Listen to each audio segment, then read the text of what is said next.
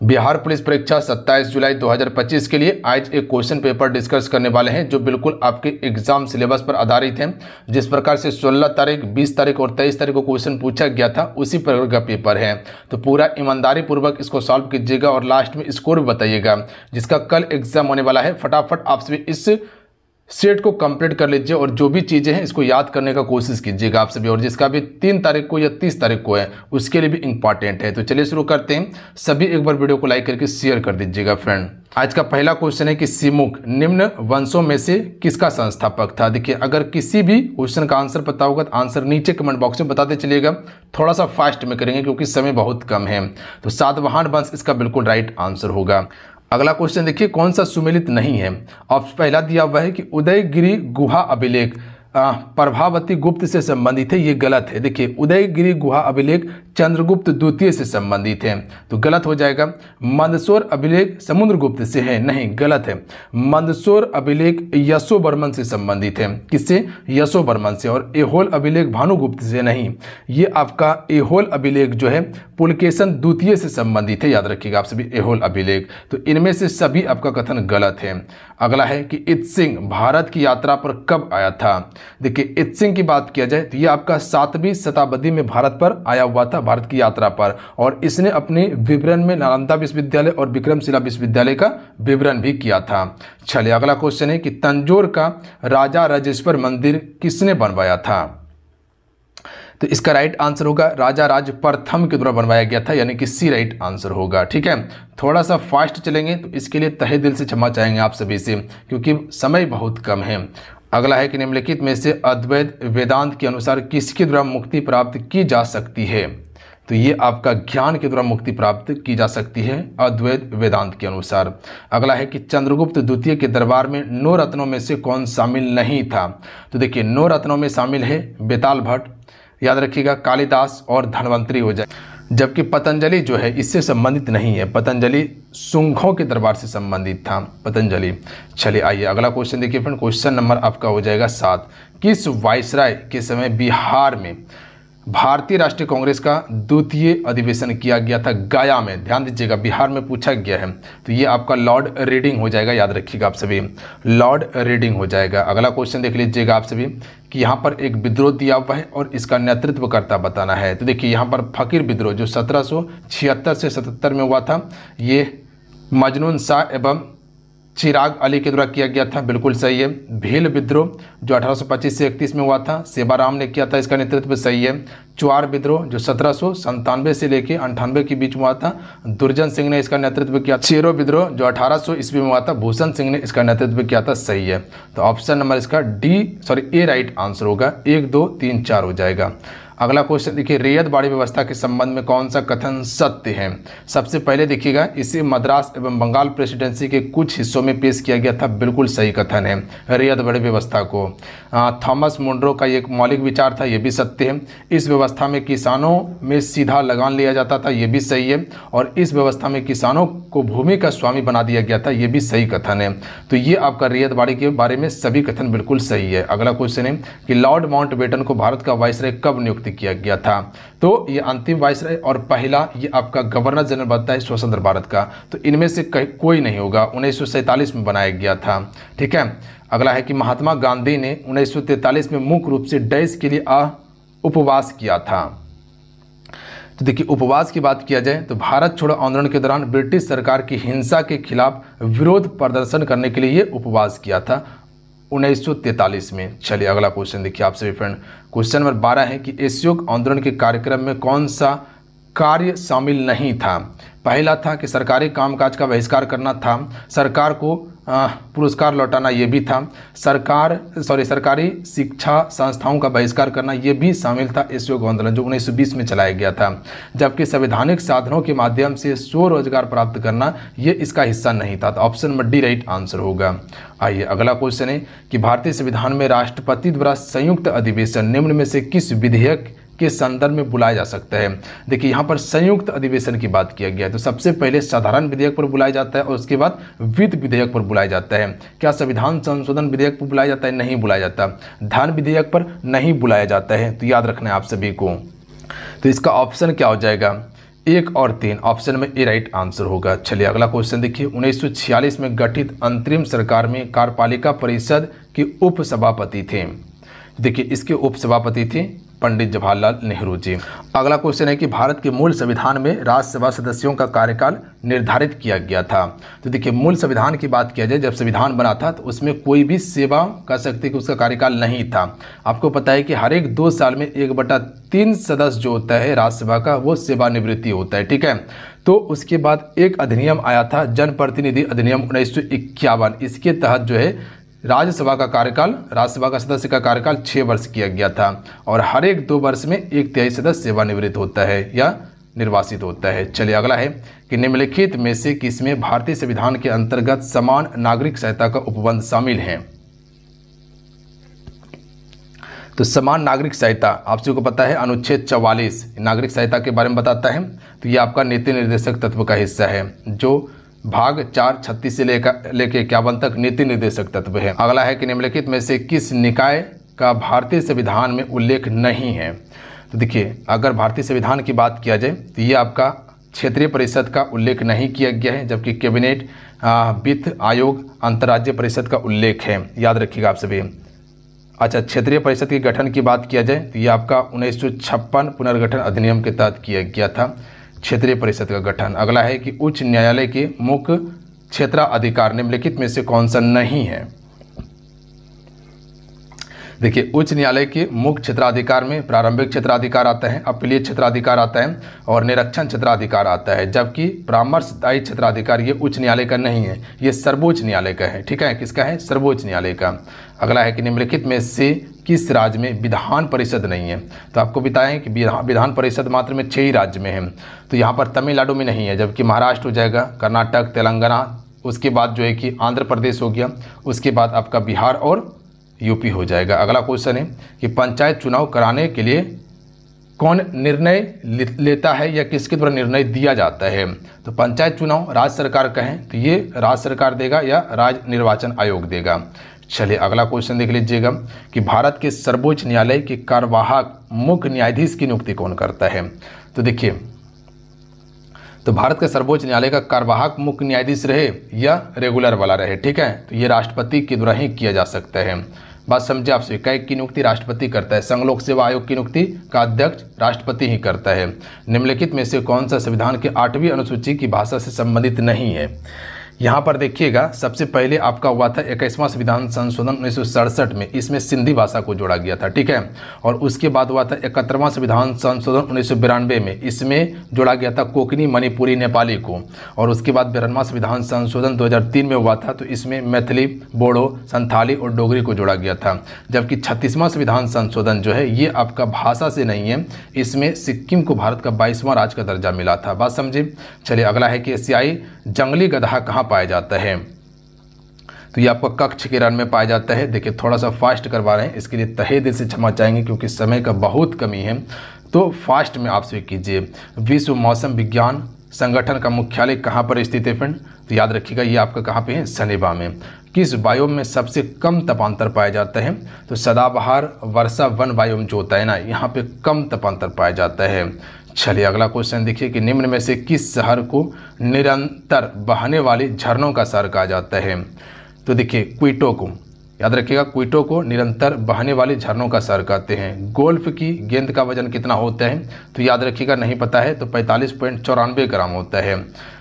अगला पुरस्कार है वाजस्पति पुरस्कार किस क्षेत्र में दिया जाता है। तो देखिए ये आपका संस्कृत साहित्य क्षेत्र में दिया जाता है, याद रखना आप सभी को, संस्कृत साहित्य क्षेत्र में। अगला है कि निम्न में से किस व्यक्ति को गुरुजी के उपनाम से जाना जाता है।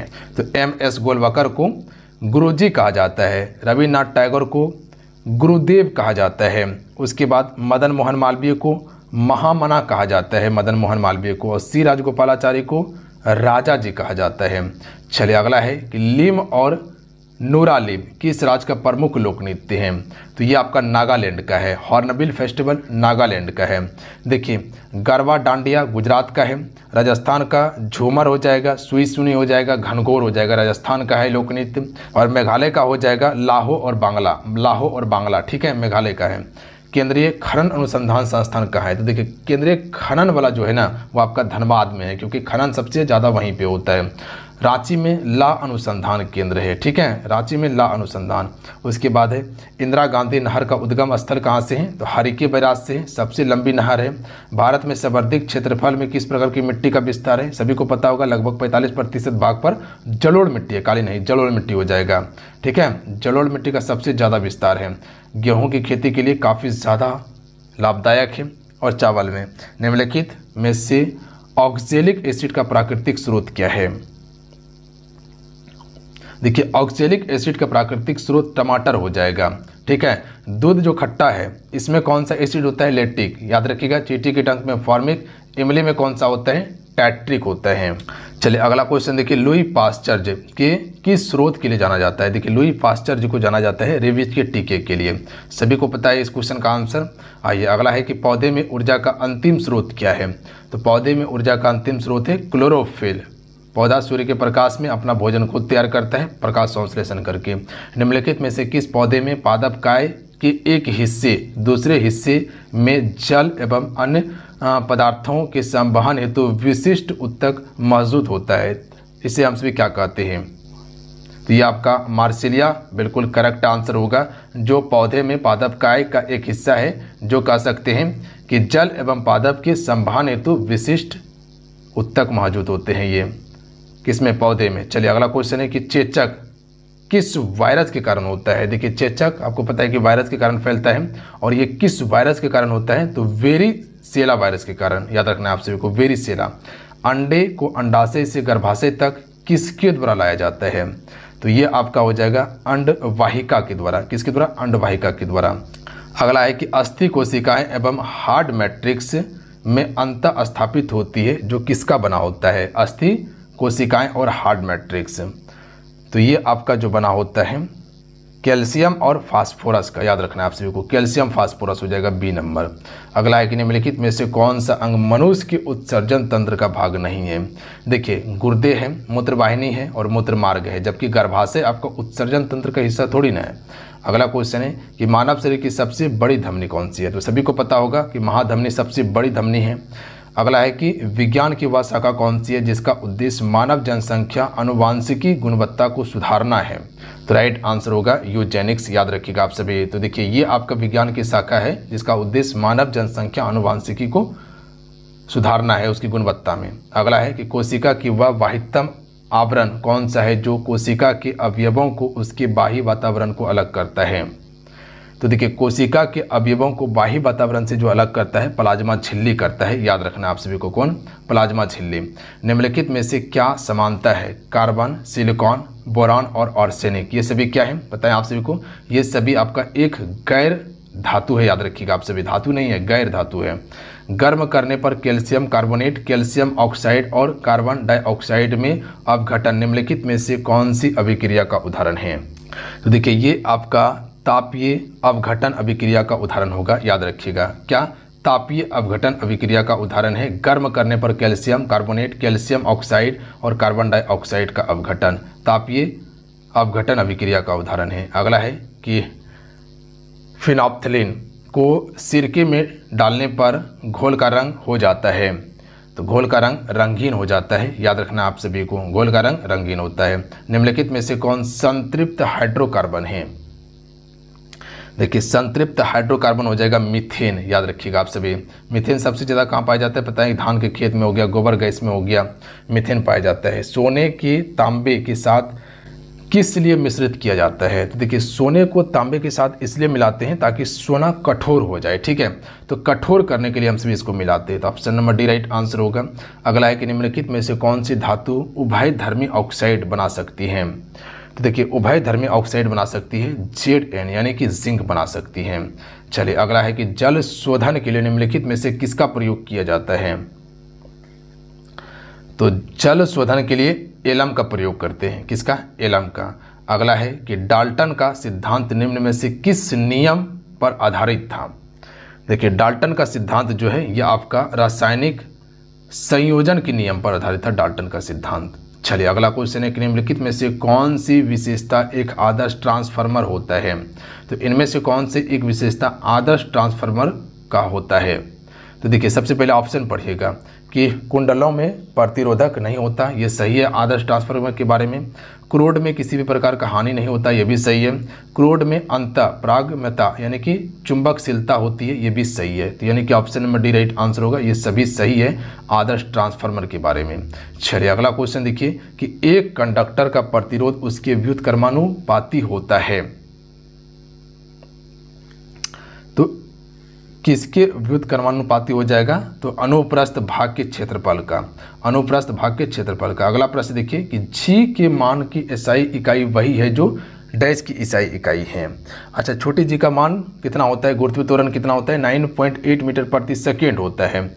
अगर वहीं बात किया जाए गुरुत्वीय त्वरण या त्वरण का एसआई यूनिट क्या होता है, पता है आप सभी को। गुरुत्वीय त्वरण बोलिए या त्वरण का एसआई यूनिट मीटर प्रति सेकेंड, याद रखना है आप सभी को, मीटर प्रति सेकेंड होता है, याद रखना है। छोटी जी का मान यानी कि गुरुत्वीय त्वरण, इसे क्या कहते हैं, छोटी जी को गुरुत्वीय त्वरण, और यहाँ त्वरण, दोनों का मान मीटर प्रति सेकेंड स्क्वायर ही होता है। तो त्वरण यहाँ राइट आंसर होगा। अगला क्वेश्चन है कि हवा की गति को मापने के लिए निम्नलिखित में से किस उपकरण का उपयोग करते हैं। आसान प्रश्न है, एनीमोमीटर का प्रयोग करते हैं, फिर बी राइट आंसर होगा। चलिए अगला है कि यदि वायु प्रतिरोध को नग्न मानते हैं तो मुक्त रूप से गिरते हुए पिंड की स्थितिज ऊर्जा और गतिज ऊर्जा क्या होगा। अगर मान लीजिए कि वायु कोई अवरोध नहीं कर रहा है, नग्न अवरोध कर रहा है, तब वहाँ पर गतिज ऊर्जा और स्थितिज ऊर्जा क्या होगा। कोई पिंड अगर मुक्त रूप से गिर रही है तो स्थिर रहेगा, क्या रहेगा, स्थिर रहेगा, क्योंकि यहाँ पर वायु का कोई प्रतिरोध नहीं है। निम्नलिखित में से कौन सी ऊंचाई के साथ बढ़ता या घटता है। देखिए जैसे जैसे ऊंचाई बढ़ेगा वो बढ़ता है, जैसे जैसे घटेगा तो घटेगा, ठीक है। तो ये आपका स्थितिज ऊर्जा होगा। ऑप्शन नंबर क्या होगा, सी राइट आंसर होगा। डेयरी में प्रयोग किए जाने वाला दूध क्रीम निकालने के लिए किस प्रक्रिया का प्रयोग करते हैं, या उससे हम सभी कौन सी प्रक्रिया कहते हैं। तो देखिए दूध से मक्खन निकालना ये अभिकेंद्रीय बल के कारण होता है। देखिए दूध से मक्खन जो निकाला जाता है इसमें अपकेंद्रीय बल लगता है, याद रखिएगा अपकेंद्रीय बल। अगला है कि भारत बैंकों की विदेशों में सर्वाधिक शाखाएं किस देश का है। तो देखिए ये आपका यूके यानी कि ब्रिटेन का हो जाएगा, ठीक है, ब्रिटेन का होगा सबसे ज़्यादा शाखाएं। अगला है कि यदि किसी मुद्रा का विनिमय मूल्य अन्य मुद्राओं की तुलना में जानबूझकर अगर कम किया जाता है तो इस मुद्रा को हम सभी क्या कहते हैं। तो देखिए जब भी किसी मुद्रा का विनिमय मूल्य अगर जानबूझ के कम किया जा रहा है ना, तो उससे हम सभी अवमूल्यन कहते हैं, ठीक है। अपना पैसा का अवमूल्यन कर देना, अपना वैल्यू गिरा देना। अगला है कि सीमांत उत्पादकता के संबंध में कौन सा कथन सत्य है। देखिए सीमांत उत्पादकता की बात किया जाए तो यह शून्य हो सकता है बिल्कुल, या ऋणात्मक भी हो सकता है, बिल्कुल सही है। तो ऑप्शन नंबर इसका क्या हो जाएगा, सी राइट आंसर होगा। चलिए अगला है कि किस पंचवर्षीय योजना का मूल उद्देश्य त्रिवितम एवं समावेशी विकास करना था। देखिए यहाँ पर त्रिवितम एवं समावेशी विकास करने की बात किया जाए तो ये आपका 11वीं पंचवर्षीय योजना का समय था। अब आपको ये बताना है कि 11वीं पंचवर्षीय योजना का समय क्या होगा, एक हिंट देते हैं। 12वीं पंचवर्षीय योजना जो था वो आपका 2012 से लेके 2017 तक था। तो आपको बताना है कि बताइए 11वीं पंचवर्षीय योजना का समय क्या था। चलिए इसका आंसर बताते हैं, यहाँ से मैथमेटिक्स चालू हो जाता है आपका। देखिए इसका आंसर आप सभी नोट कीजिएगा और बनाने का कोशिश कीजिएगा, सी राइट आंसर होगा। उसके बाद इसका देख लीजिएगा आप सभी, ठीक है। इसका ऑप्शन नंबर ए हो जाएगा। सभी आंसर को बनाइएगा जरूर, क्योंकि इंपॉर्टेंट प्रश्न है आपके लिए। देखिए 8 नंबर, उसके बाद इसका आंसर जो हो जाएगा बी 225 किलोमीटर। उसके बाद हो जाएगा आपका ऑप्शन नंबर जो हो जाएगा ए राइट आंसर होगा, याद रखिएगा। उसके बाद देख लीजिएगा अगला है और लास्ट है ये इसका ऑप्शन ए हो जाएगा। तो चलिए आज कितना ही। अगर आज की सेट अच्छा लगा हो, हेल्पफुल लगा हो, तो आज की इस वीडियो को लाइक करके शेयर जरूर कीजिएगा। मिलते हैं, जय हिंद, वंदे मातरम।